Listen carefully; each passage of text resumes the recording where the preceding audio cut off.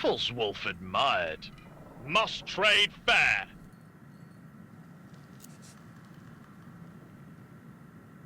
There is no rain in the realm. He glances at the ceiling, eyebrows twitching. No rain!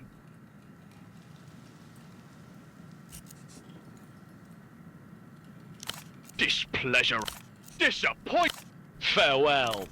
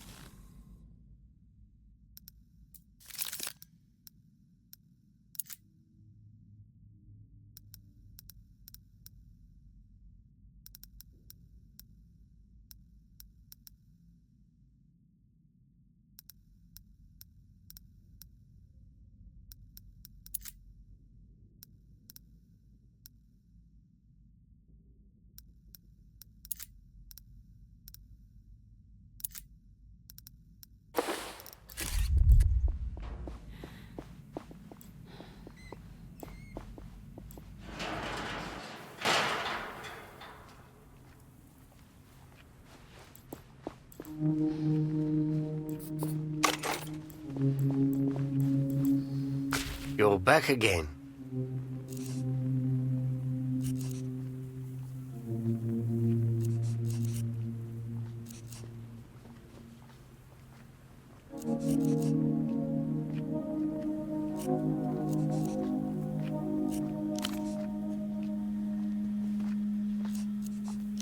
The officer looks into your eyes and finds the fear of your meaning. He stifles a gasp. In his head, the city's alleyways and vacant lots are assembled like a criminal lineup. In each of them, a cadaver, grimly laid out.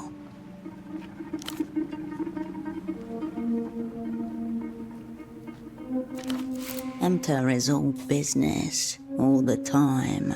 Lots of money to be made from people taken against their will.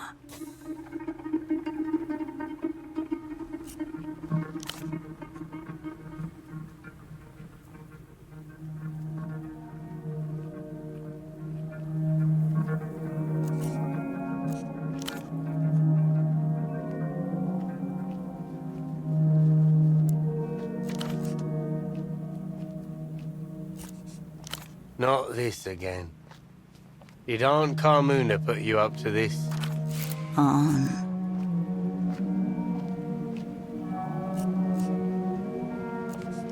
My mother's sister, but she thinks that makes her my boss too. Even calls me Little Morito. So she put you up to this. Was he even a creep?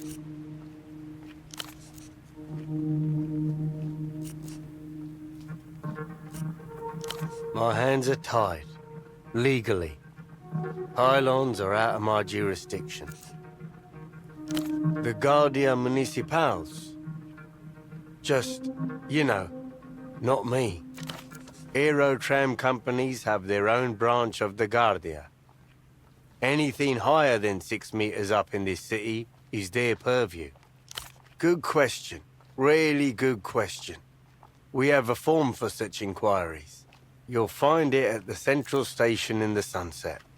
She's been a worrier for as long as I've known her. Always some catastrophe or other looming.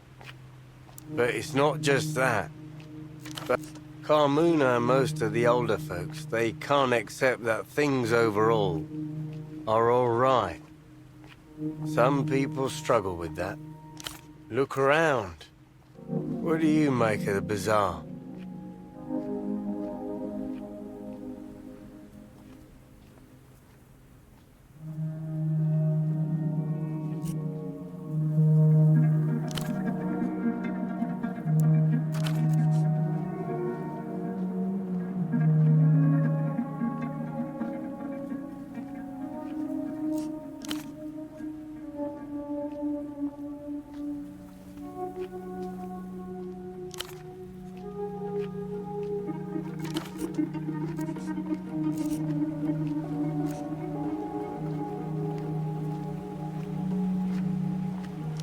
The GM gives you the most...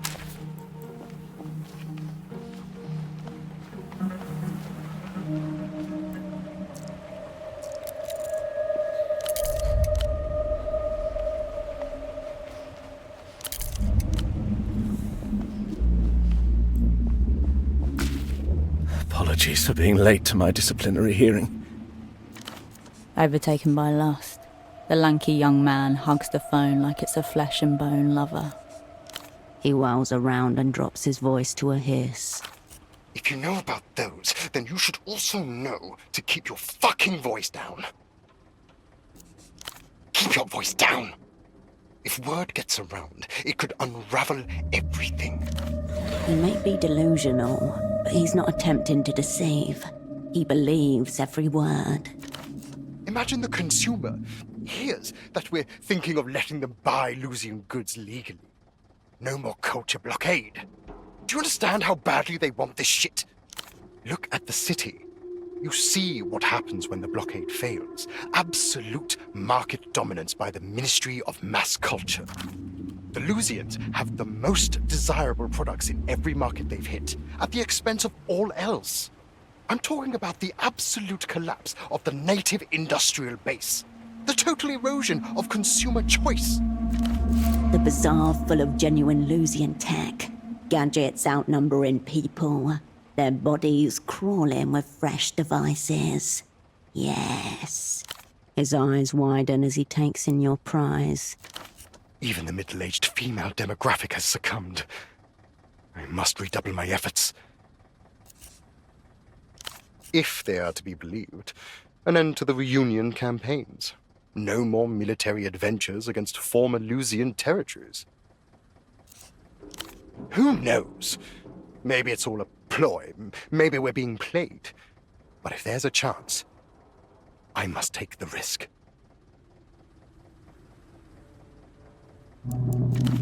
Do you even comprehend what reunion represents? The end of the rules-based order. The return of centuries of barbarism, the likes of which humanity isn't ready for. Especially him.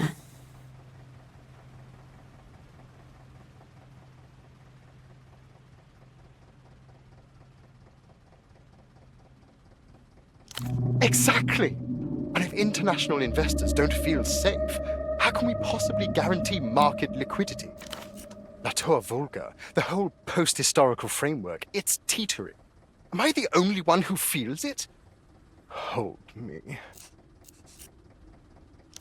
Nothing. Only the gap. Which is also nothing. Enough questions. Shh. Shh. Shh. Warm spittle flecks your bare cheek. A little bit gets in your eye. Kill this little shit. Understand, I am not exaggerating when I say I may be all that's standing between the shit-crusted rock and the carrier groups of the Lusian Empire. One false word, one ill-timed leak, and this is all done for. Done! Warily.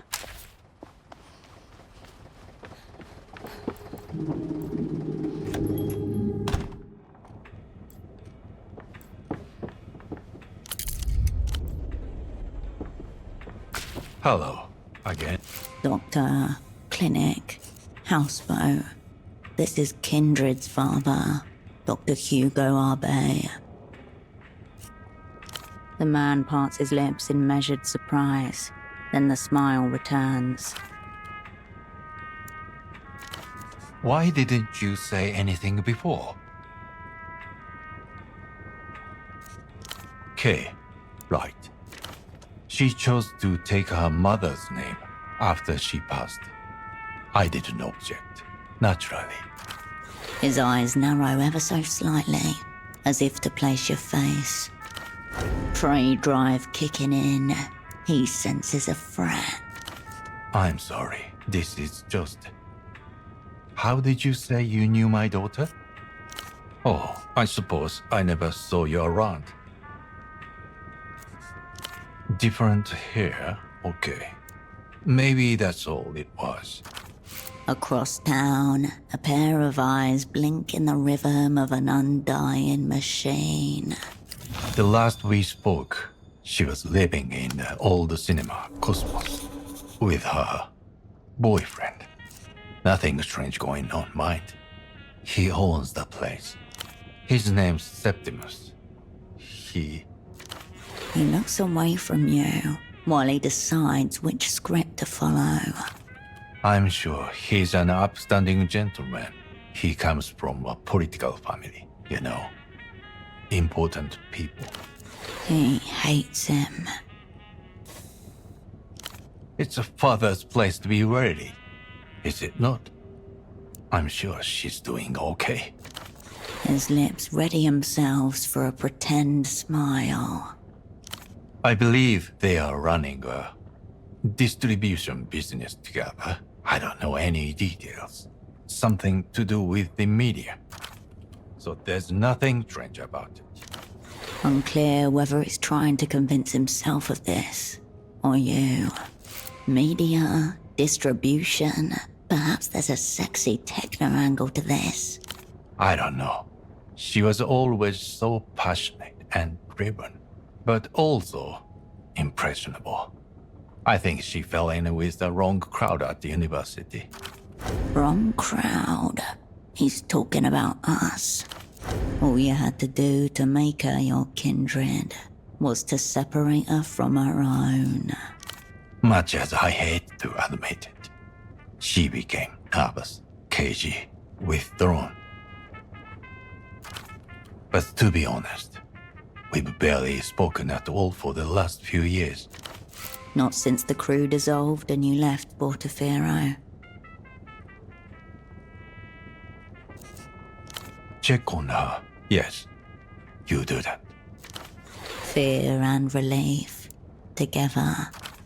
Cinema Cosmos is just north of the roundabout. I just want to know that she's safe. You understand? Yes, I was running a dream study. She was a participant. That was a long time ago. His fingers twitch like he's fighting the urge to shuffle the papers on his desk. Dreams are one of the least understood phenomena in nature. My colleague Gonzalo and I developed a novel technique for rendering our subjects' dreams as two-dimensional imagery.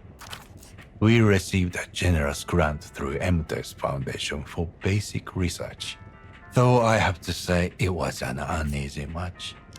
I came to understand our benefactors saw our work as a form of market research, not exactly what I got into the work for. Banks of living data, silent, interlinked. Gonzalo and I wanted to answer a very simple question. Are our subconscious minds connected at some deep level? It was a long time ago. I prefer not to dwell on these things. Yes. Equipment mainly, designed and fabricated to our own specifications. Neuroimaging tools, REM inducers, separate monitors for blood flow, electrical activity, eye movement. It's only when taken together that coherent, dynamic pictures can form. An astounding custom rig. One you must get your hands on. It was far from perfect, mind you. Some of the imagery came out skewed. Whether that's the fault of the imaging or the underlying dream matter, we couldn't say.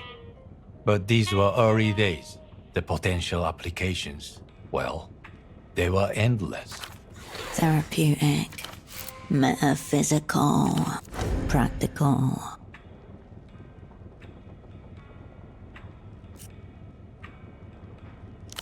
Don't misunderstand. The point of our work was to help people, not control them. It was all technically empty property. The machinery, the data, they took it all. We were only left with one unit, barely functional, not even with the cost to move, they said. And then someone stole that too. You have a strong suspicion you know who. I imagine they stripped it for components. A machine that could appear behind the veil of consciousness. A machine of magnificent subtlety. And someone stole it for scrap. To buy drugs. Or whatever else. Right, self-pity. Rarely appealing. Carolina started out as one of our participants. A volunteer, surprisingly. Simple, because until Gonzalo and I received our grant, she's never evinced the slightest interest in my work. Because her interest was actually your interest. I'm afraid the raw data were carefully anonymized. We couldn't match any individual participant to a particular set of subconscious imagery. This was by design. I'm a trained physician. Patient confidentiality is sacrosanct. Not a direct answer. A conversation, fogged mirror, 2 gin cocktails, a regular table. To be a spy like you, in theater, getting totally absorbed in a task greater than myself. And then she wasn't. And she did. When her turn as a participant concluded, she begged me to stay on. I thought, well, what harm? There was no real limit on our grant from amateur. And Gonzalo agreed. We needed an assistant of sorts. Yes, perhaps that was my dream. A dream that tastes like ashes on his tongue just now. She was responsible for organizing and cleaning the visualizations. A massive undertaking. Very labor-intensive. Approval. Pride. Immediately apparent in the copies she passed you. Annotated pertinent sections marked with color-coded flags. In retrospect, her diligence gave you a false sense of her abilities. Carolina didn't appear at work one day. I went to the police, who had no information. I thought she must have been in some kind of accident. You must understand my fear as a father. You must understand that, he means, if you're going to understand what happens later. I received a call from the hospital. Carolina was there, in intensive care, barely lucid, handcuffed to her bed. There were 2 carabineros accompanying her. They told me she was under arrest, to be charged with unlawfully aiding a foreign power, espionage statutes, the super broke, their spy service, the opera. Isn't that how they call it? I was in shock, borderline delirious. It took me some time before I realized what it meant. For his work, he means. EMTA pulled their support. The study was shut down within days. All our data seized. I was investigated too, of course, along with Gonzalo. The official part dragged on for several years before they finally closed it. She was held for nearly a year. He can't bring himself to use the word incarcerated in the same sentence as his daughter. When she came home, I said some things. Perhaps things I shouldn't have. Politeness, professionalism, the performance of empathy. These are the things he was taught would make a good man, or at least a correct man. In his moment of greatest extremis, they all deserted him. You gain nothing by making this poor man repeat the words he's most regretted saying in his life. On the contrary, you gain immense power over him.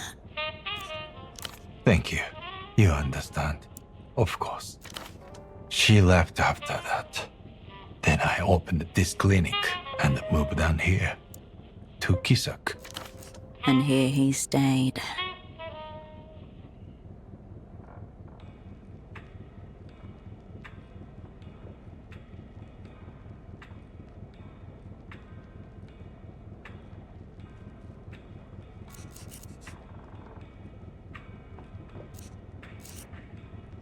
I suppose I do feel responsible. Somehow. Though I know it doesn't make sense. In any case, that's all in the past. No changing it now. Until next.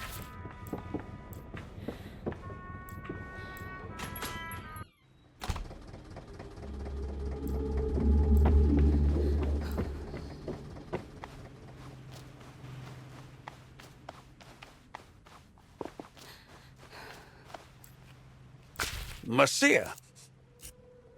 Until next.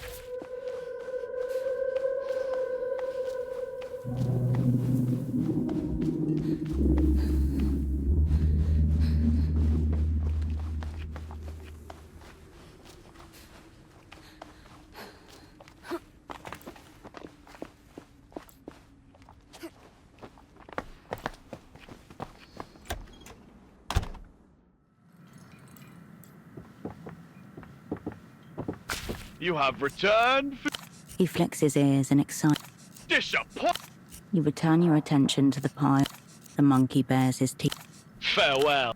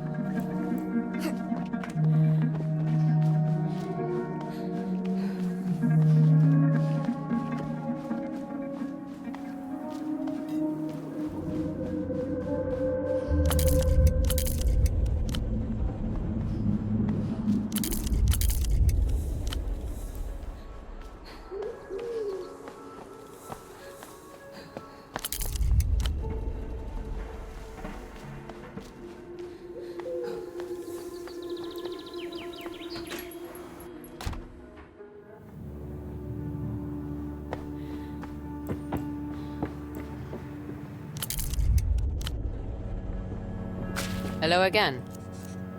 See you.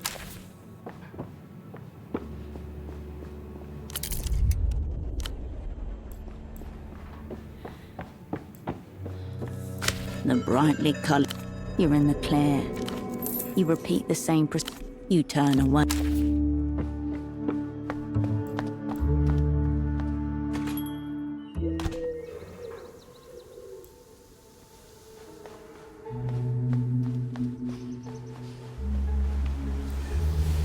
You're back. And you please, don't tell us we should be nicer to her. It was too hard. I hate lying. She's just not one of us. Sure.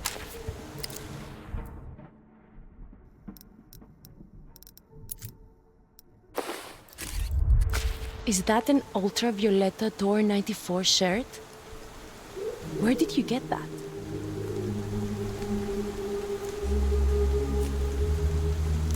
Wow. Wow. Dream. That's the new cancelled song. You but from a dream. It can't be a real recording though. The audio engineer died, and all the copies had to be destroyed. No, he didn't. That was just some rumor. Or like a metaphor. Happiness, probably. I bet it was amazing. Wait, what if this one is real? I bet it's just more bootlegged fake stuff. Sure.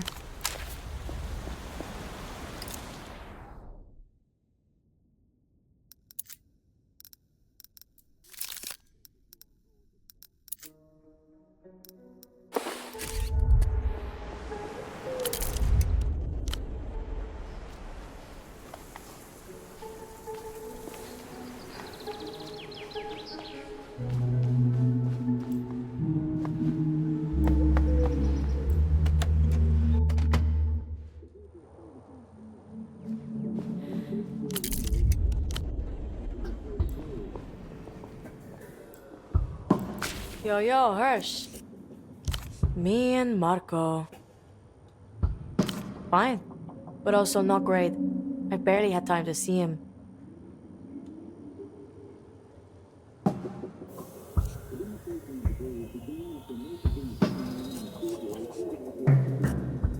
That makes a couple of us. It's weird. When he's around, he annoys me and I want out. But when he's not there after he's gone, he becomes like the best person ever in my mind. Even though he hasn't changed. Shape-shifting love. Impossible to hold. Much like the classic fascist dilemma. Their enemy must be both strong and weak at the same time. Maybe. We'll see. I hope we can. They won't make it. Worse, they both know it. No, Marco didn't even know Tempo. So what the fuck would I say? Surprise, sweetheart, I'm some random middle-aged gay man now?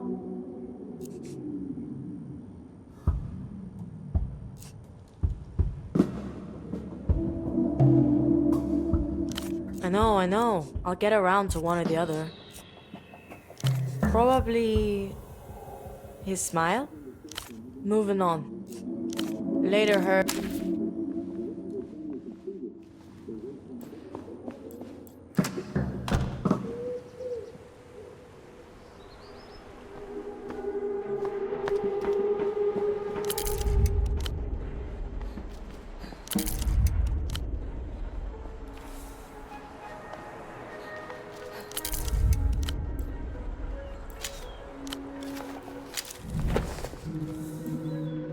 The cleaning tuk-tuk. The tuk-tuk remains.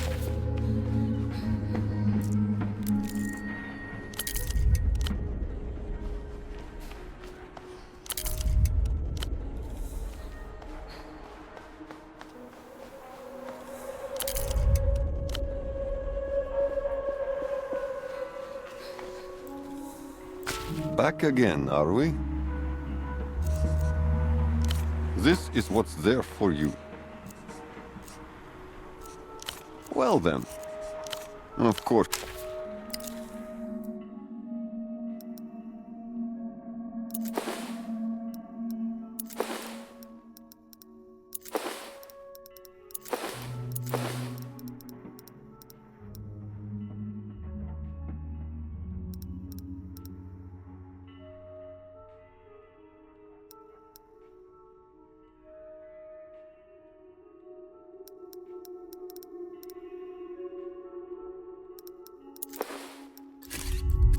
Back again, are we?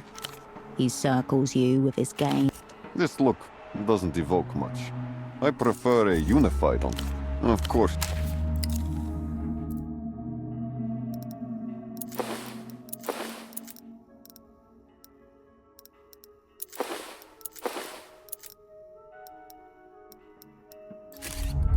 Back again, are we? He circles you. The Carabinero look. I've always found the cape exquisite. The rest is adequate. Sharp garments wasted on our city's lowest ambitions. You can pull this off just fine. Of course you will.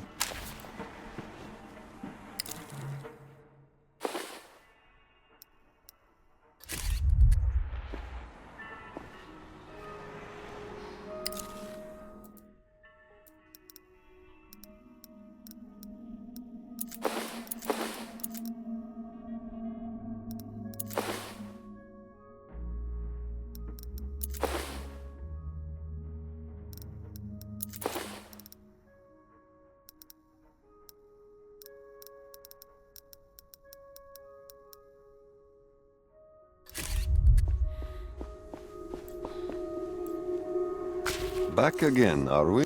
This is what's there. Well then. He circles you. Personal, yes? Pure People's Republic. It's classic you, isn't it? I can see why you'd like it, but you can do better. Of course.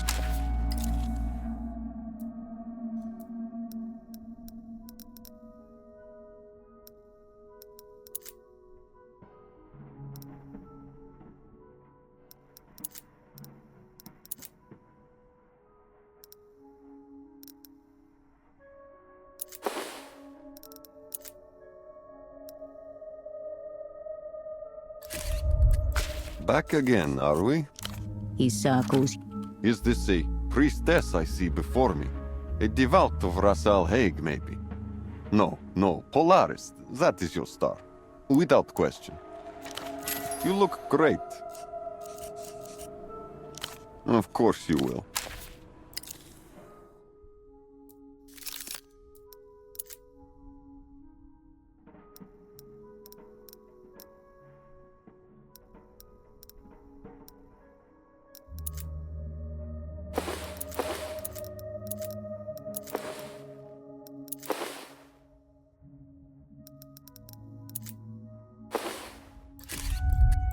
Back again, are we? He circles. This look doesn't evoke much. Of course.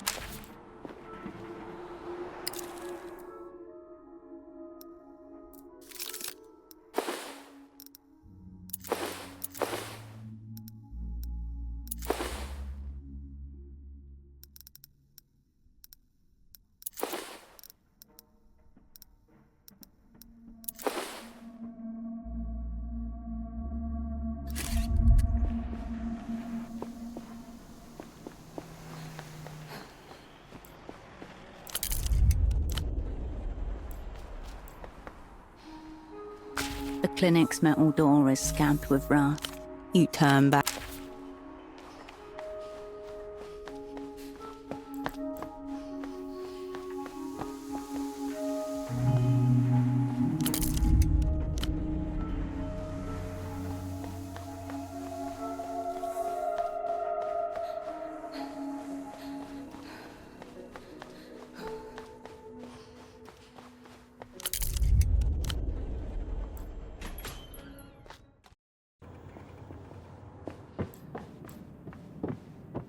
You return to the workbench.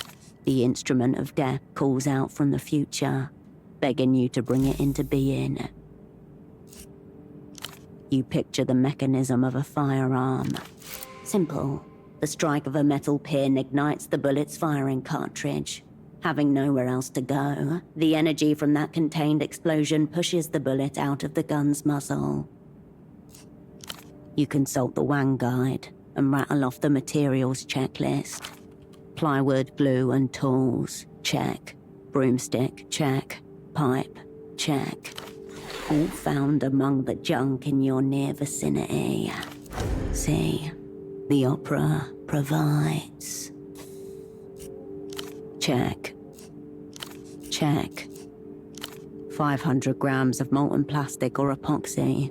Check. One of the prized wolf cups. The techno-fascist fuck wand, possibly last used by a monkey. Completion rate, 100%. The inside of your skull lights up like a cheap arcade cabinet. Flashing, loud, deeply satisfying. Now comes the part where you try not to blow off a finger.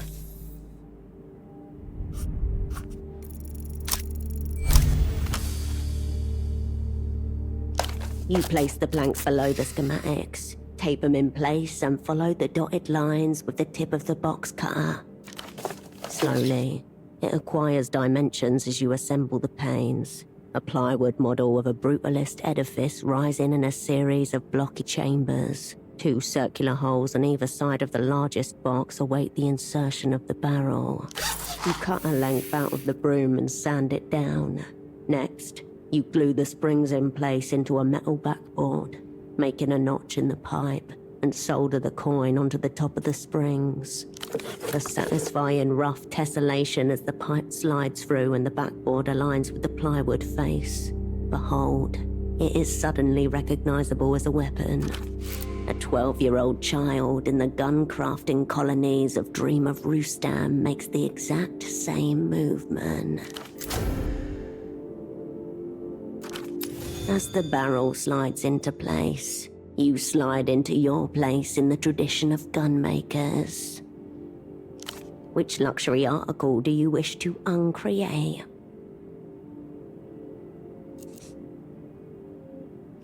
Toxic white fumes rise with alarming immediacy from the pot, as inside the fuck wand begins its tortuous transformation. even covering your face and turning away. You feel it singe the hairs inside your nose and leave a weird coating in your respiratory tracts. The setting plastic emits an evil hiss. A line of bubbles like solder appears along the vertices where droplets of hot plastic escape. It cools in real time, re-solidifying before your eyes. Your creation emerges. Barrel and trigger emerge from a mottled, vaguely orthogonal plastic body.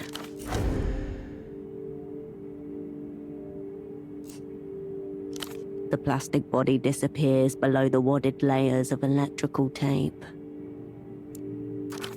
It emanates the desperation of the battlefield, the ugly cunning of guerrillas fabricating weapons of war from out of nothing but saliva and bolts. Now the last step, the silencer. Padded internally with layers of cloth, paper and foam, the can completes your weapon's chimeric appearance. Whose death remains to be seen. You can hear the prayers of the tribespeople echoing up from the pass. Ave Gunmother, may many atrocities be committed in your name. The tape on the grip is slick and uneven in your hands, the barrel heavy. The hushed words do not echo in the small room. No one heard you say that. Though inelegant, the Magwell receives each bullet with silent precision. All 6 slide into place exactly as they are meant to. May death be at your back, and may the stars direct your hand.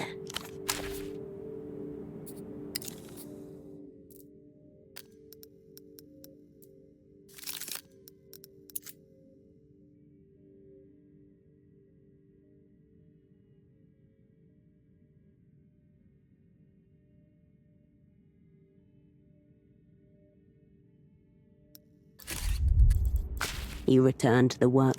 There's not much you can do to repair. You approach your double. A faint line of drool darkens the sheet.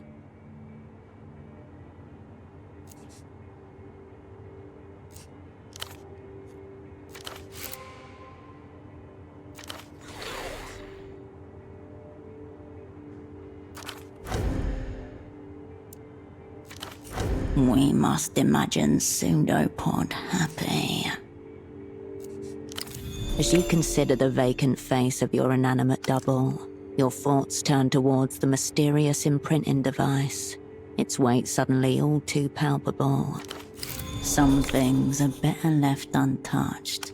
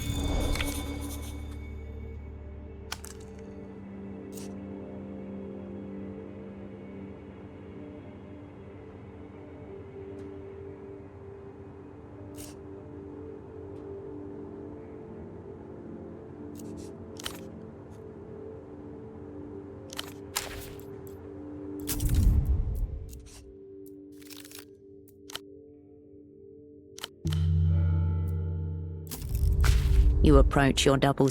The battery compartment slides open with ease, almost like an invitation. Thoughts of tempo flash through your mind.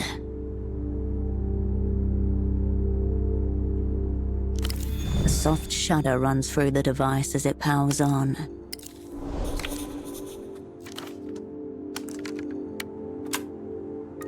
Ave Imperio Luminoso.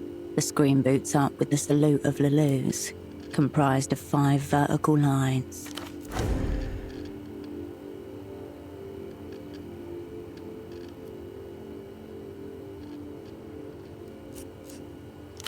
A single option appears below. Begin. The salute fades as a new command appears. Immobilized subject. An offer in. The boy trussed and gagged upon a bed of flowers.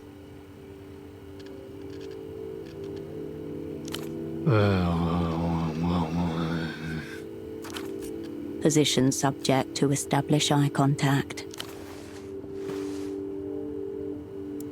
After some nudging and twisting, you manage to get his head to stay upright, and his eyes slowly roll into place. Weirdly stiff, and yet too lax to be easily posed, like a rubbery puppet lacking a hand inside. Another red light blinks to life, this time on your side of the device. Subject eye contact established. Establish eye contact. Object. That must be you, the object. The red light blinks with a slow, steady pulse, awaiting your response. What begins as a single intense point in the center of the screen gradually radiates outwards across your field of vision. The world shrinks. Visualize memory for biological imprint, or select manual impression to force imprint. A memory, or a sacrifice for the machine god. To get a clear biological imprint of you, the memory should be as personal as possible. Or of that summer way back in Landau.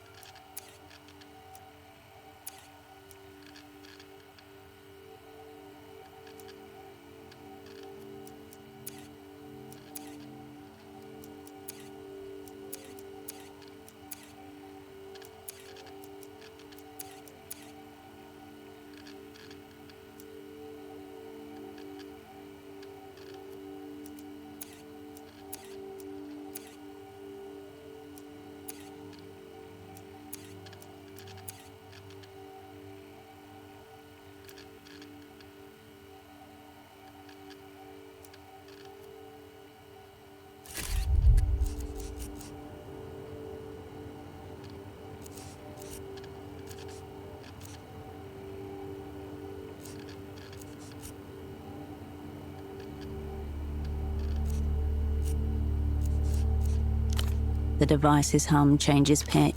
Warning, forced imprinting may increase subject dissonance.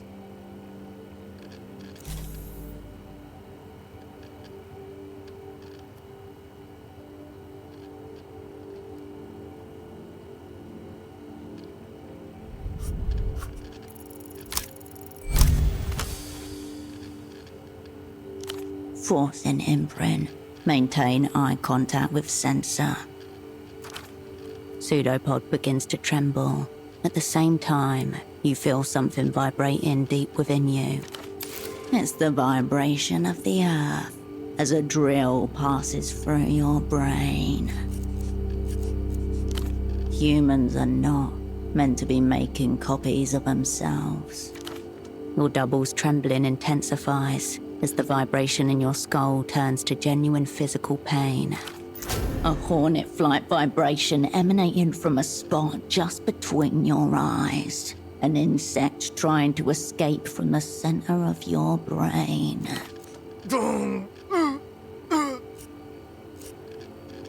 A white hot rod of metal passes clean through your skull. Somewhere in the distance, you hear a woman cry out in pain. Finalize an imprint. Do not move.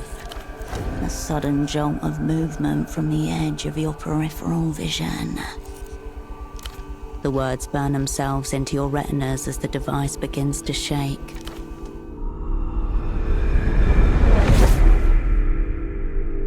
I once knew a spy. Imprint complete.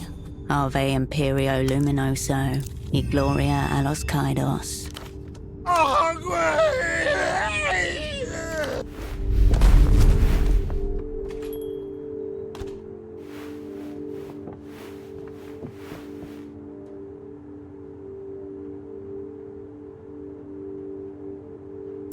As you pull yourself off the ground, two things become apparent.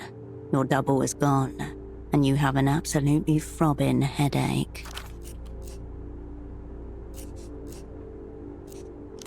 The front door slams shut.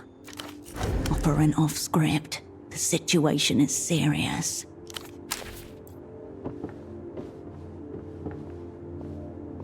Pseudopod. I just saw him. He's awake. How? Out of the door. He was running towards the roundabout. Will ether do? A nice rag to take the edge off. Hope it helps. You turn towards the door without another word.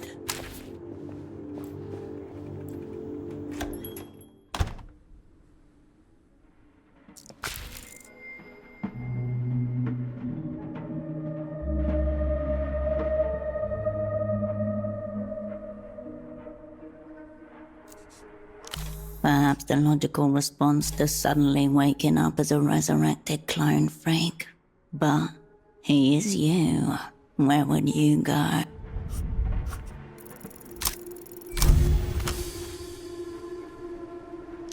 You close your eyes and reach out into the plane of shapes and colors available only to the attuned. The psychic map of Portofero. The bar hovers around you, pink and pulsing with the memory of drunken minds. You search for your own feel, your rhythm, your thoughts. But I'm sure I've been here before. Don't you recognize me?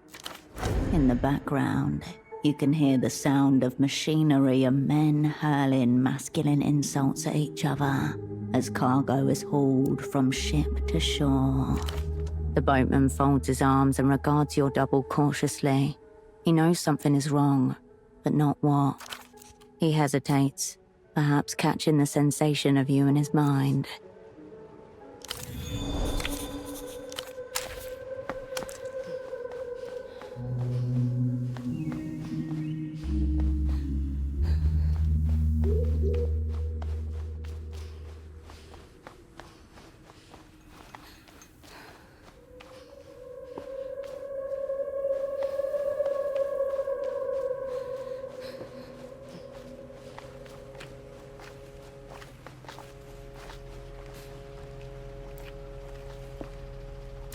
Don't fuck with me, boat person. The Imex Bureau won't stand for trade obstruction. Your pantless double stands before you, weight shifted onto his back leg.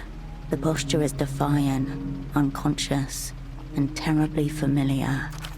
A new suit, cut from old cloth. Approach with caution. You don't want to startle him.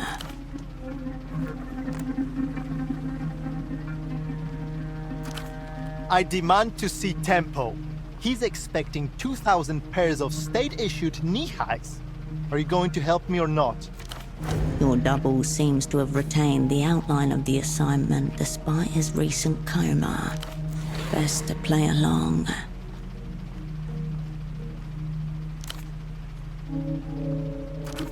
Opera? The preferred art form of the bourgeois homosexual? What are you insinuating? Trade obstruction. Your comrade falters. Go to his aid.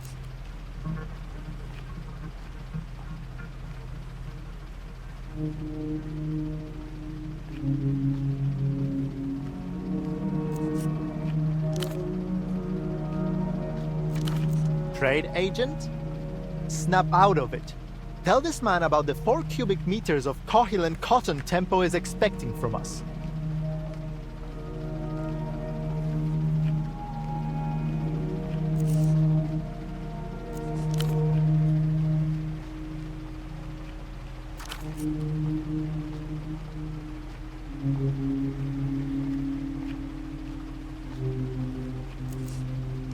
He looks at you, frowning. He's taking offense. Is this really you? When operants lose themselves in their own fiction, the only solution is demolition. The Cardenas 2 verbal maneuver. It involves reciting a specific sequence of words to gradually unspool the delusions the operant has wrapped himself in. A measure of last resort. Reports state it being extremely painful for the recipient. You remember asking Dr. Karlov to describe the sensation. He brought his lighter to a piece of paper and let it burn. That, he said, but inside. This'll be a lot like that, but with words. A successful maneuver should leave the impression of you intact and obliterate whatever residual notions he has of himself. His soul is still new to the world, fresh and vulnerable. You need to walk him back one step at a time. Melita? Melita? He's deteriorating rapidly.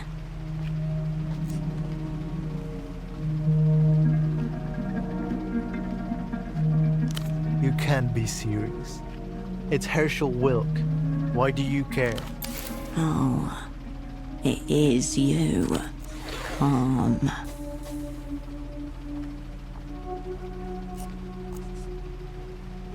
Pseudopod, a temporary appendage filled with cytoplasm, a feature of unicellular organisms. What about it? Stop wasting your time. Fix this. The socks, Wilk. They're the priority here.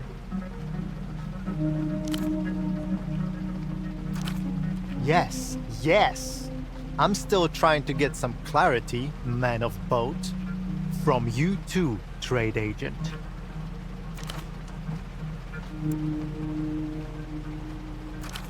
You're superimposed on him. We must accept that he is gang. Someone get him a t-shirt. He says that he is us. We feel him to be us. But who is he to us? Our child or a brother? Though we are confused about this shit, he has the gang's full support. Maybe he'll turn out to be sick as hell. Trousers? What's that? What shame. These are regulation black. 42% combed cotton, polyamide for tensile integrity. The length ends just below the patella. Primo stuff. Spoken like a scholar and a gentleman.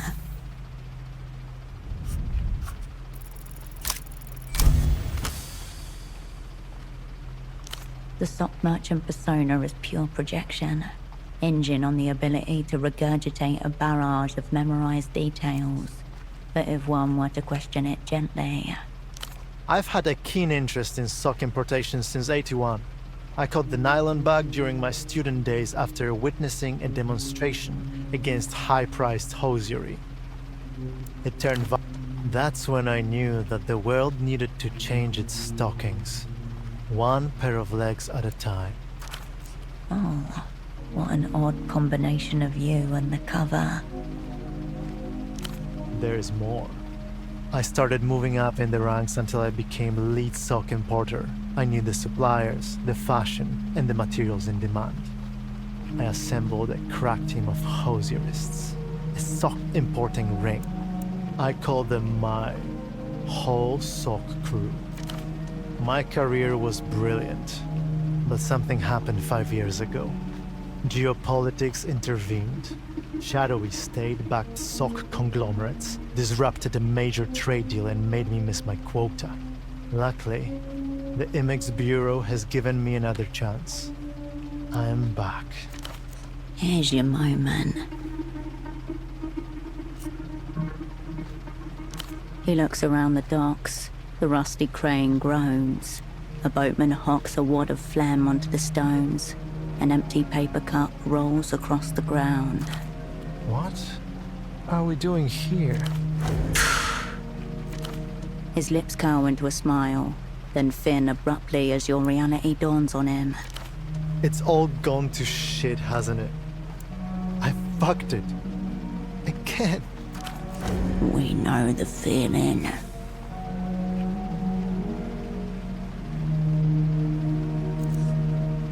I'm sorry. I'm so sorry. He offers no assistance.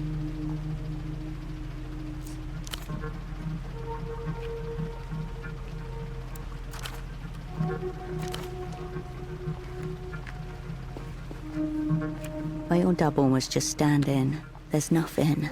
Not even a whiff of performance we've gotten. Lost. Again. You look back over your shoulder, but the boatman has already returned to his own business.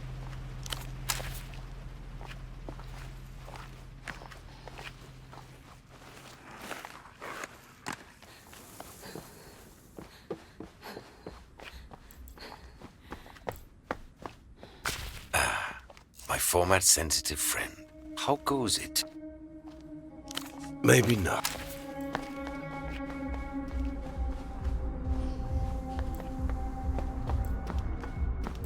Oh, it's you?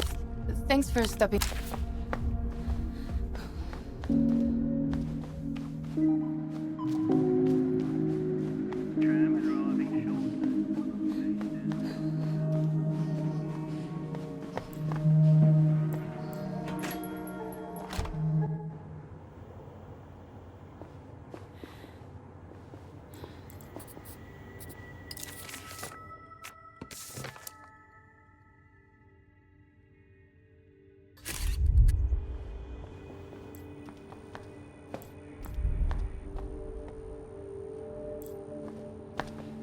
The handle turns, but the door is bolted shut.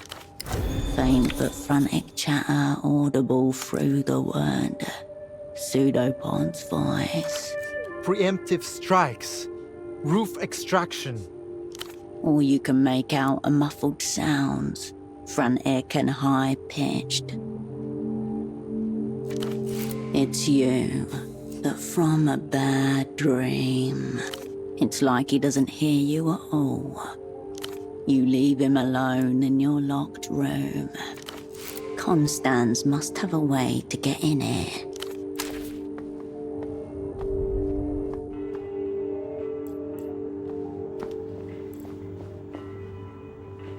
Cascade, is everything all right upstairs? Pseudopod seemed very distressed when he ran in. He's up there on the phone with Melita now. How do I... Well, it's a landline, you see, and the way the intercom is wired, it has a nasty habit of picking up on any calls being made at the same time. I buzzed up to check on Pseudopod, and you see... A grave offense against telephonic communications. A Rustanian gentleman set it up. I discovered later he cut some corners. Never again.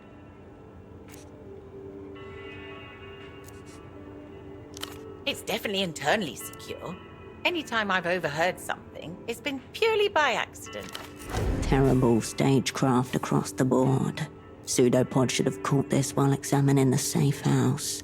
I'm afraid Pseudopod is discussing stagecraft, techniques, former assignments, all quite riveting. But Melita doesn't seem to be enjoying it herself. Of course not. I always hang up if I hear you on it. Yes, right there. I'll wait here, see if you need any help. As you press down on the intercom button, a little light comes on. But that was all supposed to be self-hold. And I shouldn't know what self-hold means, but I do. Self-hold? Why do I know what that means? See? He has a soul. Right. And where did you say you met Cascade again? A viper uncurls and presses against the inside of your rib cage. What do you mean? I'm here! And this junior operant you sent me, she's completely insane. Delirious, even. How am I supposed to find forgiveness with people like this? Tell him there are no small roles, only small attitudes. For your information, she felt it cool to rub my head without permission. In what world? You were late. I never showed up until now. An interesting slip. Wow. It almost sounds like he hates us despite having our full support. Cascade, you made it. Hopefully you can clear some of this up. She's seething. This could go very poorly. There is nothing to clear up. I've been here the whole time. Unbelievable. The lack of support and direction I've received on this assignment. Remain calm. Stay on target. He's hyperventilating. Tell him to focus on his breath. Melita? Where are you? You need to come and extract me. Now! An animal cornered, lashing out. Calm down, Pseudopod. We will get to the bottom of this.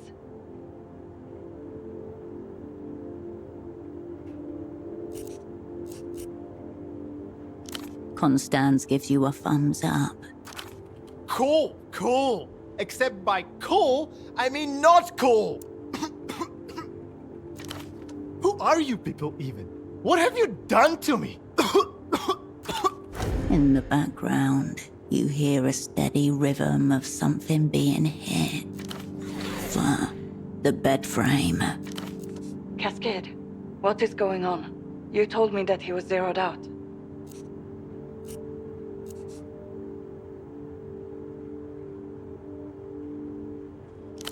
This isn't funny, Cascade. What are we?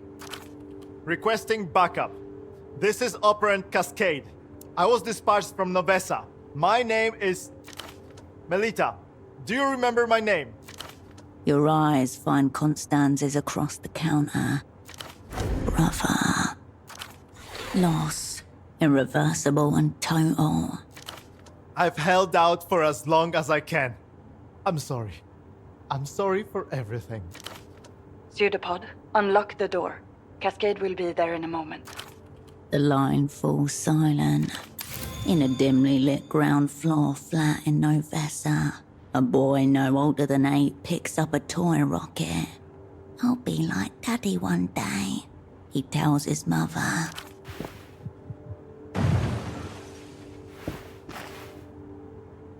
Above you, a flurry of footsteps, then the unmistakable crash of a window shattering.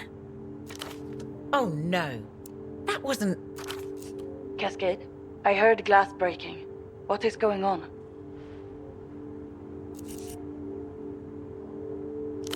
So why does he think he's you all of a sudden?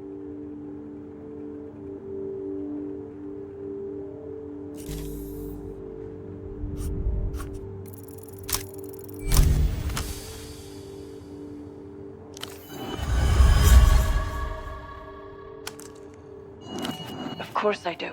I'm responsible for both of you. I see. You're saying you'll resolve this pseudopod situation, meaning there's no need for it to rise to the level of an official concern. Is that what I'm hearing? This is in your hands now. Pseudopod has become a liability for you, the assignment, and the entire opera. Shut him up. You understand? I'm counting on you. Glad to hear it. I'll make a note of it. Goodbye. As you turn from the intercom, Constance meets your eye. That Melita of yours, a bit dramatic, isn't she? And Pseudopod, whatever happened there? He's rather different than when we first met.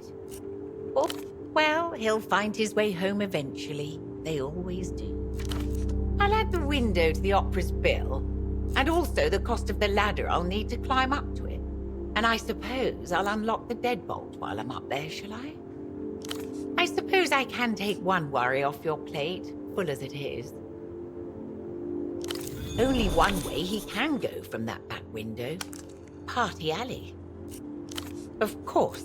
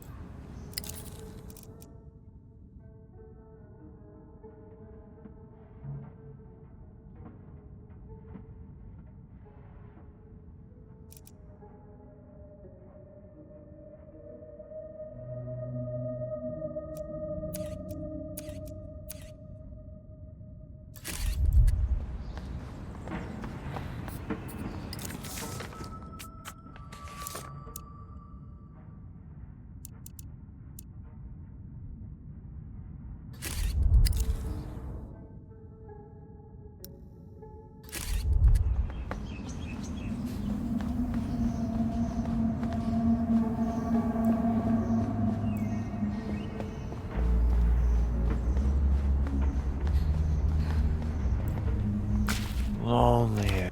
His half-hooded eye. Somehow, he looks more forgotten than when you... My kind of picture.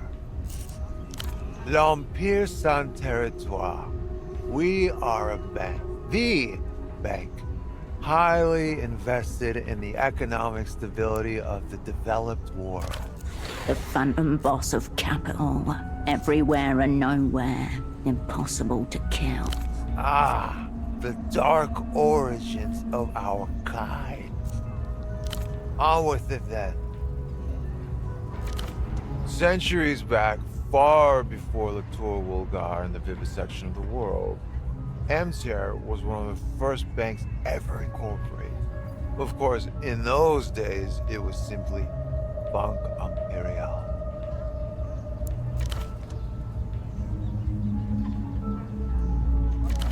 The great powers backed our rival, cowards, and outlawed us from establishing any physical presence. We were driven far below the surface. Thus we became the first shadow bank, dealing in dim spaces between the walls. Hence the origins of its most abiding name.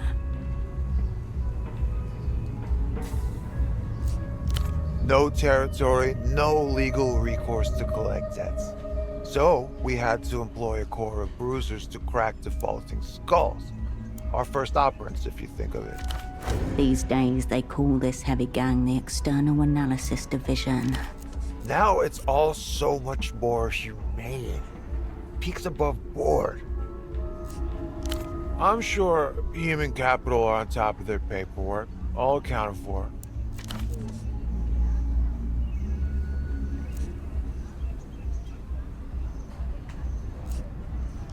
We bankrolled a certain enterprising rebel faction in Niado Lima. Bloody struggle.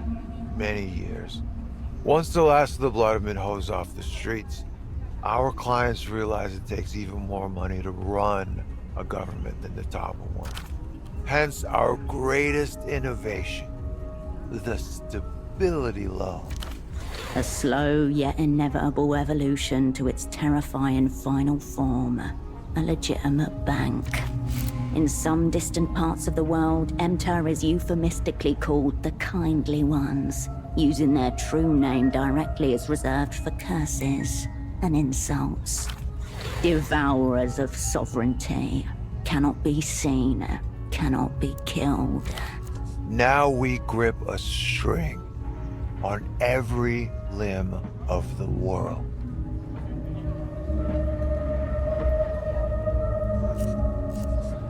Thanks for consulting. The bank knows best, baby. Good deal, very good deal. Who doesn't appreciate stability? Feet on terra firma. Take this very city, for example. Of course, they saw the sense. Now they are blossoming with debt. And that is a good thing, motivating. We saved this place, you realize that? Peripheral backwater, barbaric. Without us, swallowed by Reunion. Eaten alive by the sister kingdom. Luz prowls back and forth beyond the den. Don't just believe, I live it. Debt is stimulating. Makes people work for tomorrow. The future. Next, the city sheds its deadweight industries, steps blushing and virginal upon the world stage, ready to be ravished by multi-tentacled capital. They should be thanking me for my largesse. Nothing down there but disused buildings and kicked-in doors.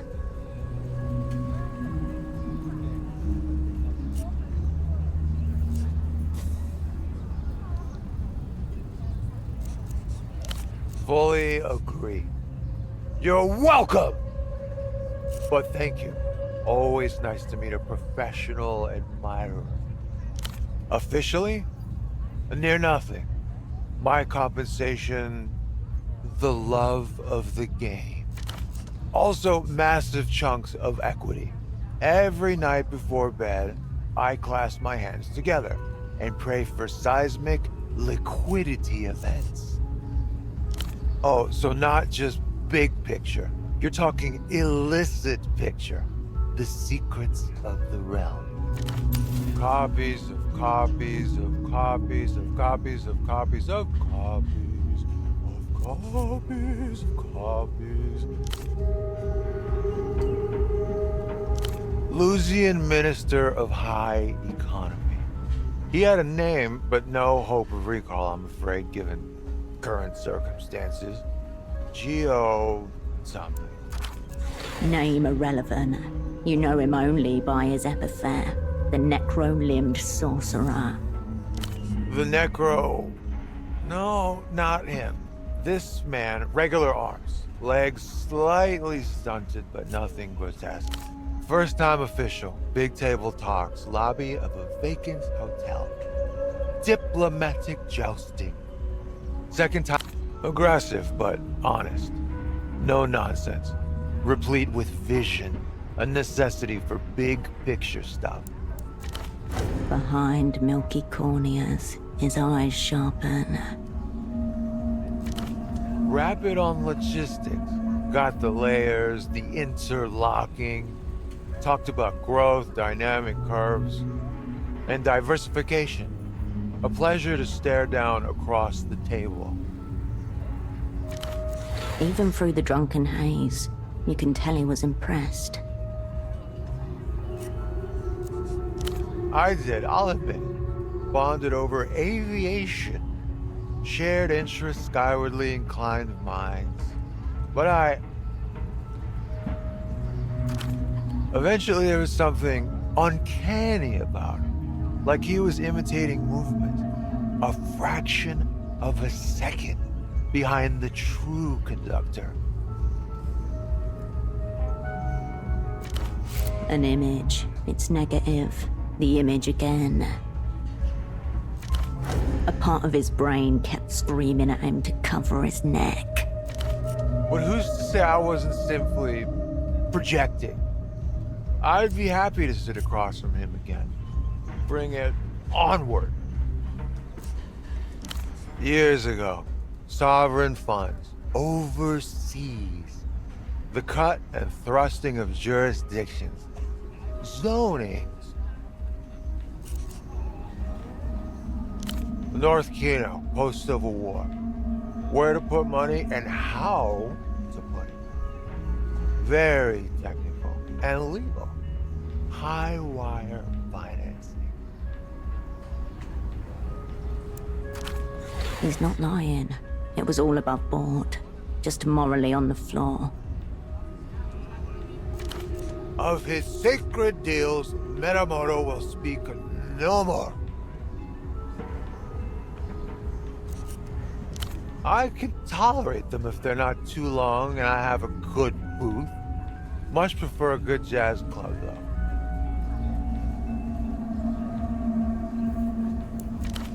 The self-defeated enemy emits no tremble upon hearing our name, or, concerningly, any sign of recognition at all. Ah, the opera. I don't think of the opera too much. Goodbye.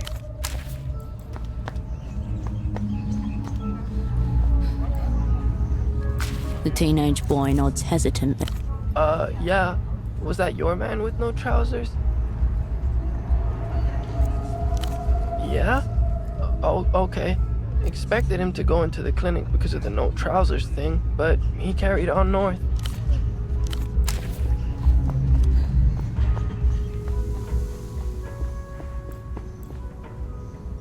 Back again, are we? Of course.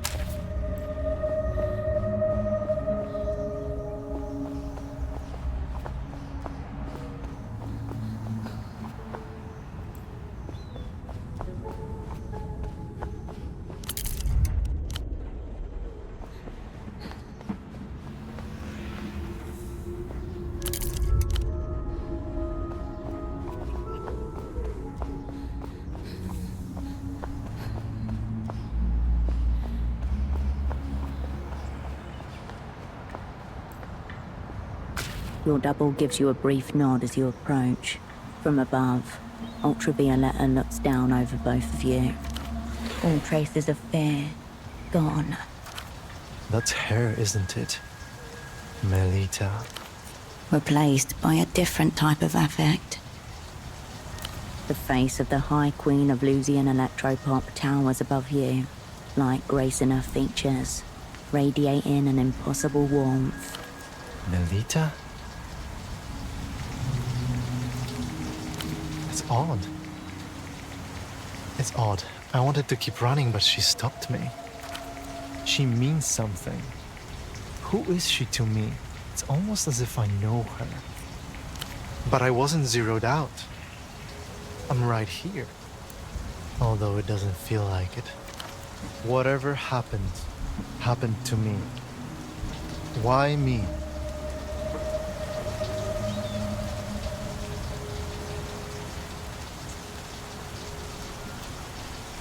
That's okay. We all make mistakes.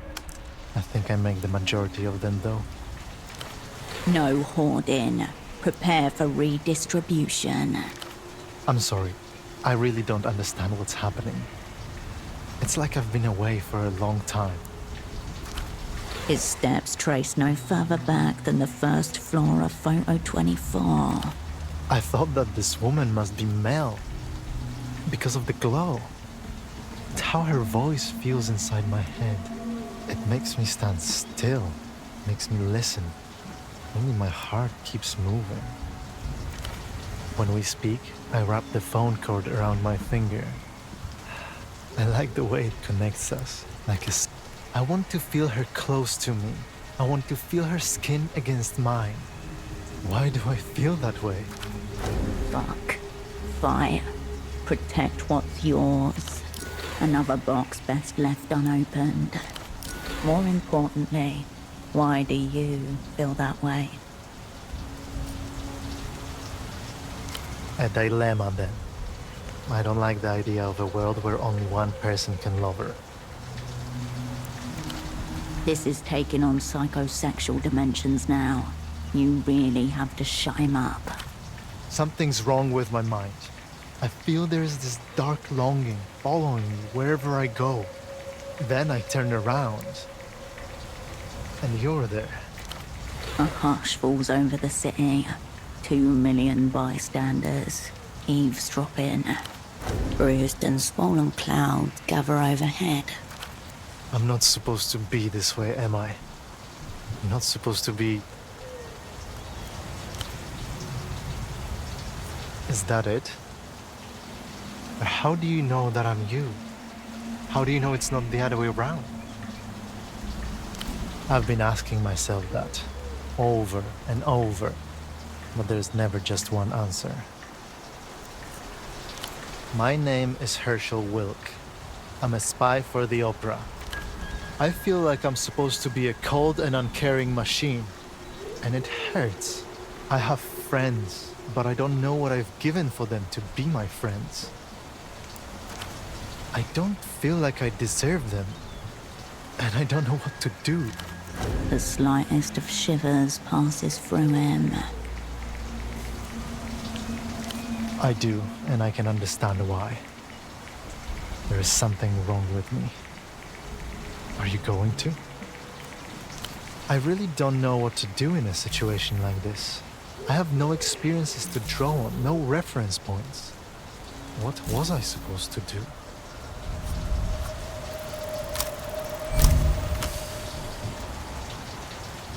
He is you. I don't. I want to go back to how I was before, but I can't remember. I can't. Help him understand. You can't change your past. He no longer has one. What matters is why you're here now. You mean for my friends? Our friends, right? Yes. I have to make right by them. Those closest to heart.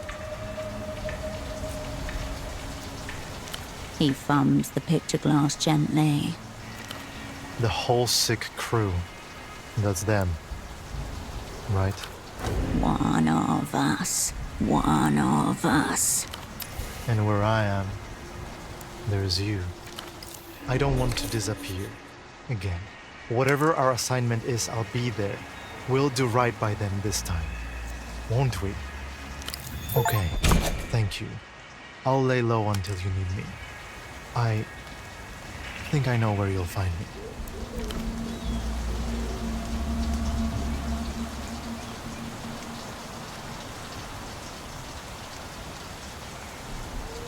You watch as his bald spot drifts into the purple light toward the fog mirror.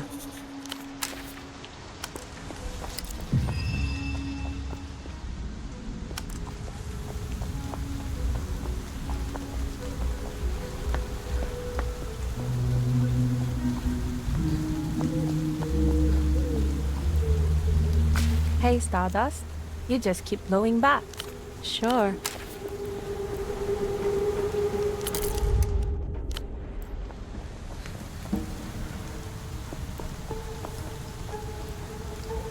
You find yourself before you leave.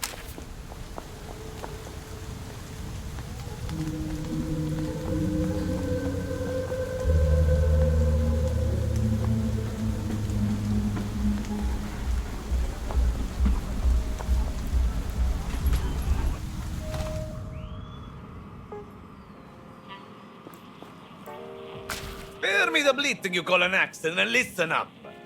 Metoprolol, you eunuch diddling azzurri. That's what I paid for, not atenolol. Your ears thrum at the mention of generic brands. Melodious? That you're intelligible at all is only the byproduct of my concentrated effort to withstand the ugliest sounds the human glottis is capable of producing. The order better be here by tomorrow. Of course I fucking know the process.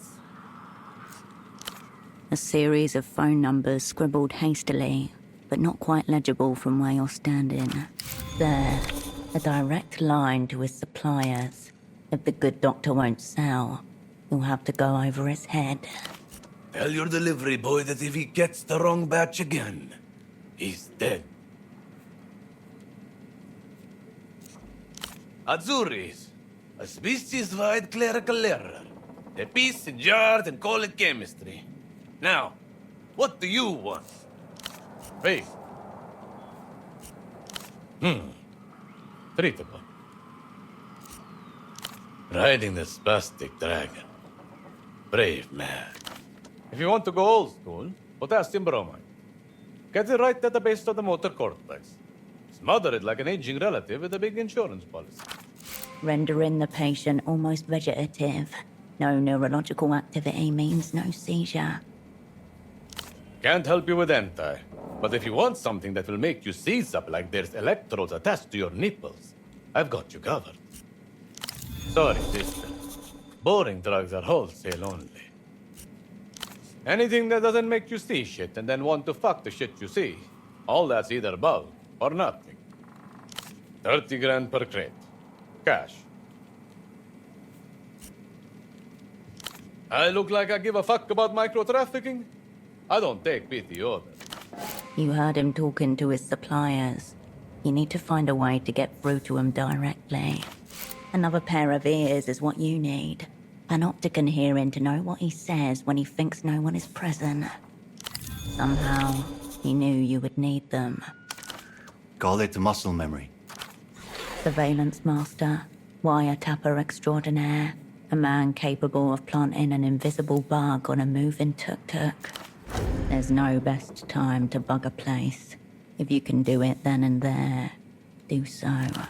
Alternatively, your friend could just get a fucking prescription. He knows full well you wouldn't be here if that were an option. Do with it what you will. Terminal in breathing. A little prejudice builds rapport faster than truth. Ha! They all are. Furrowed brows, weak chins, 6 toes. That whole coastline's been swimming in the shallow end of the gene pool for generations. You want anything done in the city, you have to learn to deal with those animals. No two ways about it. Coincides with the information on file. The Azuri mob has recently become the regional power on all things illegal in Portofino.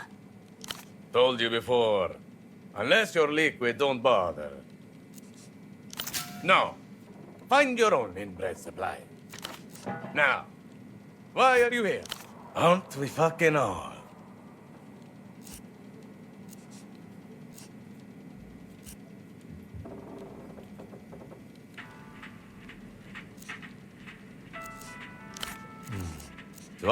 Adios.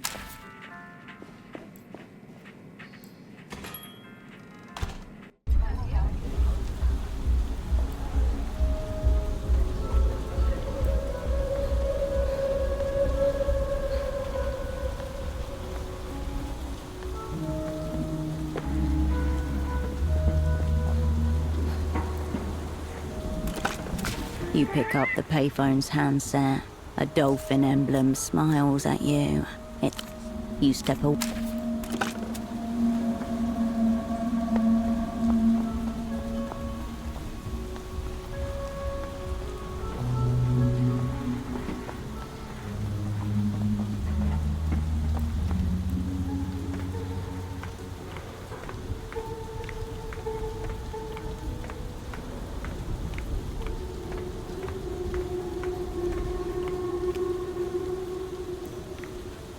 You step up to the terminal again. Line diagnostic mode. Line diag node 04. Voltage minus 50. Perfect. Now activate pilot tone injection at 997 Hz, minus 20 dBm, below conversation level. You'll be able to follow the magnetic bleed. Tell terminal to make line go beep boop in a unique way, then follow the beep boop. You're not sure how yet, but the wealth of details should prove useful. You closed.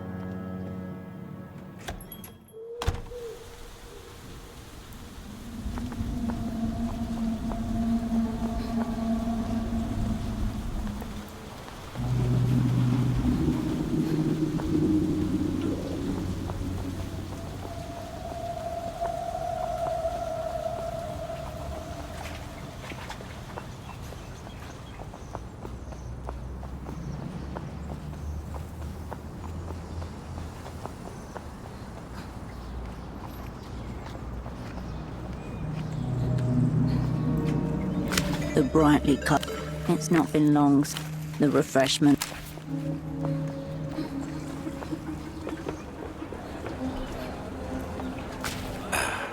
My format-sensitive friend. How goes it? The vendor stares blankly at you. It's my life. What can I say? A single-use existence, erasing himself cell by cell. It has its moments. No shortage of squalid replayers in search of new cud to chew. Committing to an ideal is the fulfilling part. Worse would be not having one at all. As this manically depressed reactionary tried communism. Not always. I appreciate the nighttime when the replayers have flapped off to hang upside down for the night. And the other stores are packing up. I like to lie on top of the shipping containers. Look up into the sky. And sometimes I can see the star. Superblock baby. The false midnight. Impotent pop music reaching for political satire. One-hit wonder merchants, plonky deadpan bass. Only a moment's hesitation. This man may detest the majority of music, but his internal discography is formidable. Check the shelf of despised subgenres under geopolitical novelties. Maybe not. A low, tilting geopolitical novelties, nestled between hairdresser music and gong use. You spot Superblock baby. I'd advise you to burn it. But the fumes from the Superblock quality plastics may kill us. You turn your... Oh, it's you. Thanks for...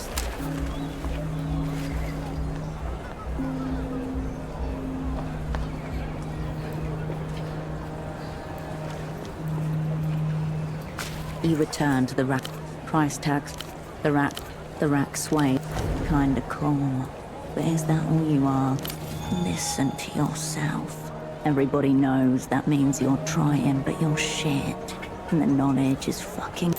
The threads will reveal them. The right person is you. Attention-seeking fashion. Price tags. The rack sag. You turn away.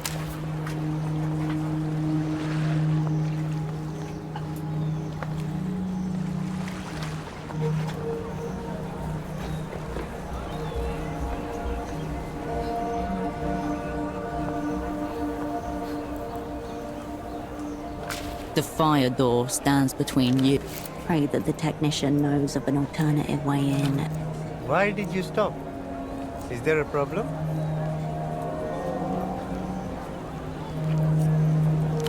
Oh, Dale, let me consult my notes. There might be an... Ah, here we go. Oh no. Apparently there's a maintenance tunnel around the side. One of us will have to brave it and open the door from the other side. No mystery as to who he wants getting down on their hands and knees.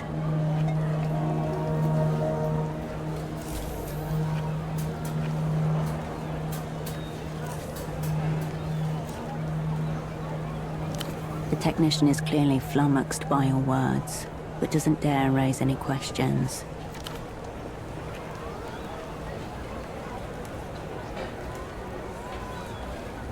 The tunnel was black as pitch.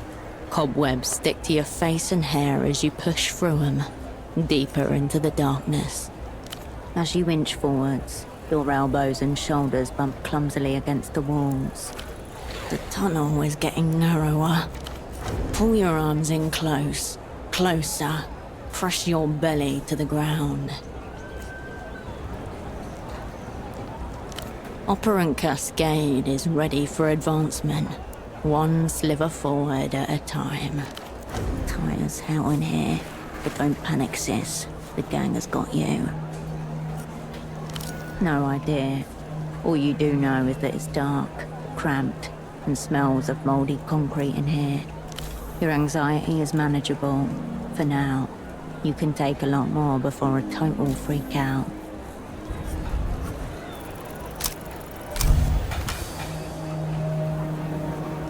This crawl space was built for utility access. By being inside it, you're just fulfilling an intended purpose. It would be physically impossible for a person your size to get stuck in here. Last you checked, you were still human. At least the part of you that isn't creature.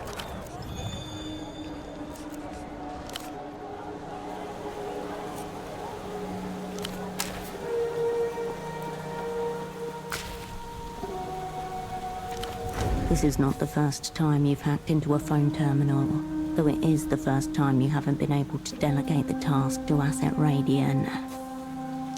Machines are simple, Harsh. Just got to know what commands to give them, and they do the rest for you.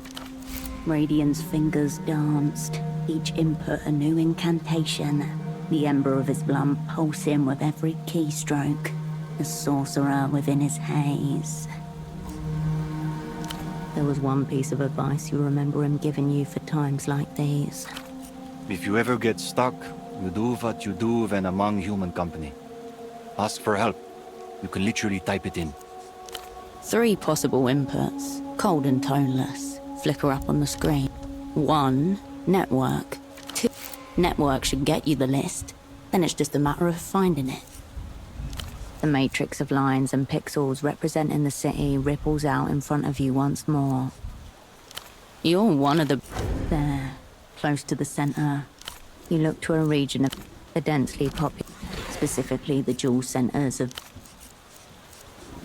Renotel Diagnostics is intended for device input accepted. Examining system. This may take a few minutes. Seconds turn into minutes as you watch the dots blinking on the monitor. It's not clear if the machine is doing anything at all. It's a background process. Users wouldn't be able to keep up if it was foregrounded. After what seems like a small eternity, the machine beeps and coughs up a brief report. System, 98.2%. 1 critical error. A device has a configuration problem that prevents it from working properly. Must be the faulty intercom. You could, or keep it to yourself. That way, no one will think to fix it. The issue will persist, and in turn, you should be able to talk to the prisoner from outside. Goodbye.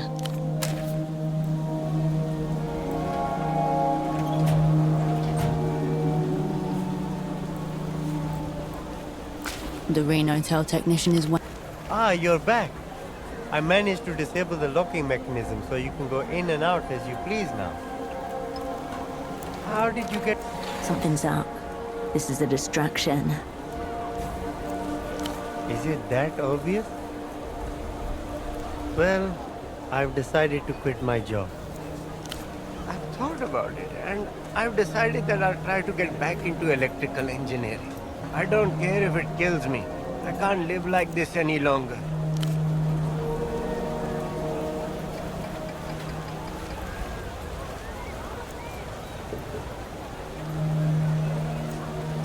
The ex-technician shows no sign of hearing you.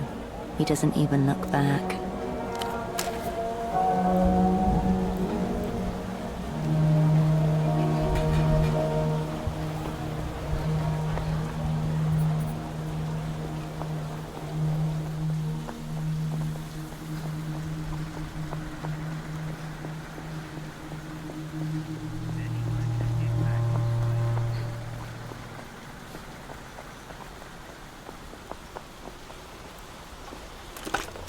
You pick up the payphone's handset, a dolphin emblem smile.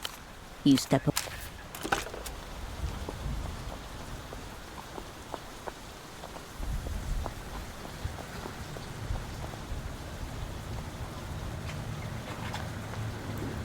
The intercom glints and the indicator light flicks on. A thin whiff, more void noise. The reveal.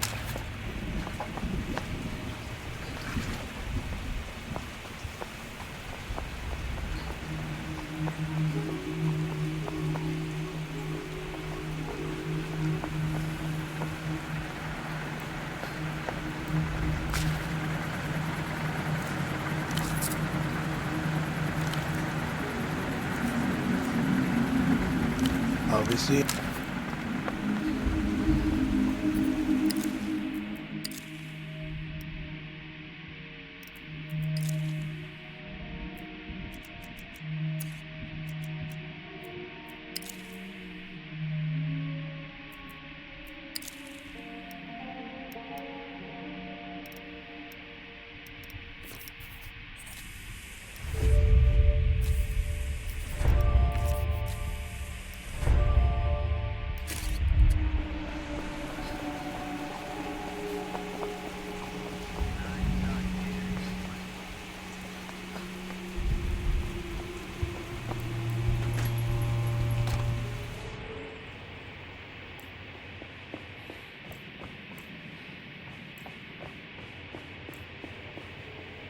I'll print. I'll be here if you...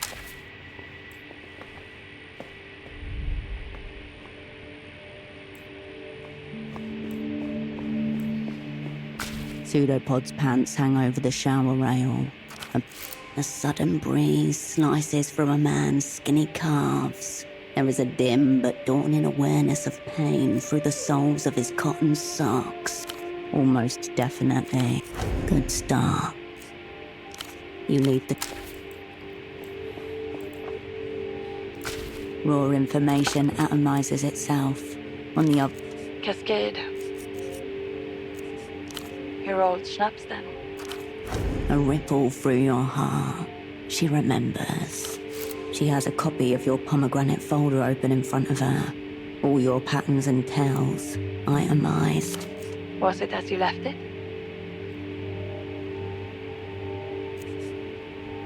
A bit haunted, that's natural. Involuntary memories. You impressed yourself onto that place, just as it's impressed onto you. Spoken from experience. Of finding something exactly as you left it, but also irrevocably lost. Yes, of course. The street I grew up on. Our neighbor's roof lost its chimney in a storm. She righted it and used it as a planter in her front garden. Peonies.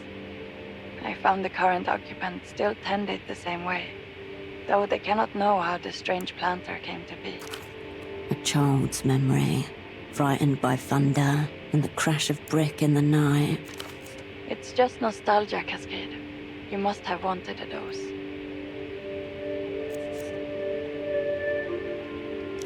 I suggest you don't submerge yourself in your darkest and most painful parts. It's not very healthy. Let's keep the past at arm's length.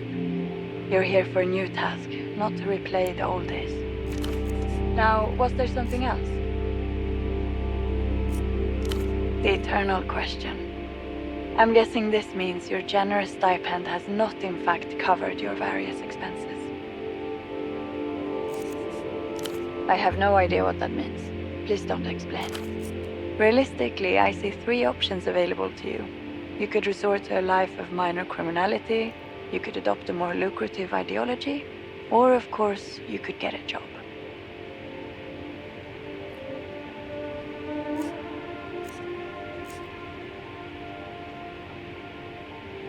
I mean in theater. There must be some positions open for the sock exporter down on their sales. Dog walker, shoe shiner. You realize you have seen no dogs in Portofino. Dr. Hugo must have killed them all. I'll take your word for it. Not dog walker, then.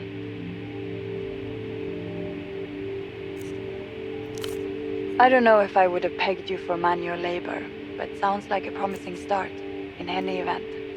The developed world is basically a massive machine for continually extracting small amounts of money from people. All you need to do is turn that machinery into your own automated teller. I'd say vending machines are your best bet. Yes, crack 'em and gut 'em. Spend their offal on sweet pleasures. Make it political. A war on the automated future.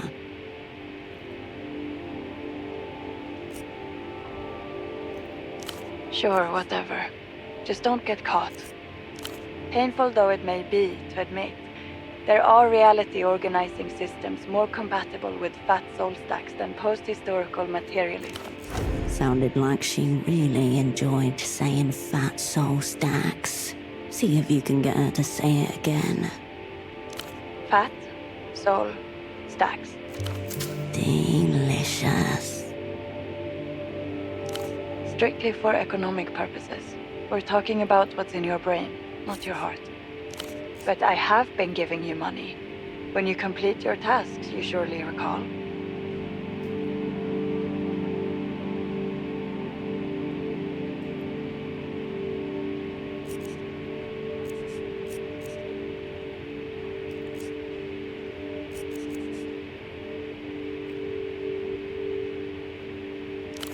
I'm sympathetic, but this isn't really up to me.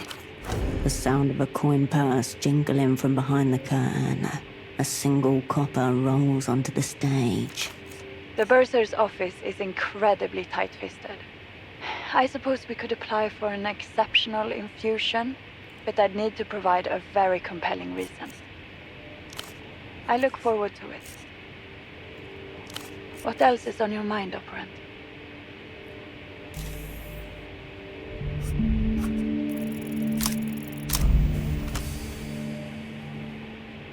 This calls for a sob story. Here goes.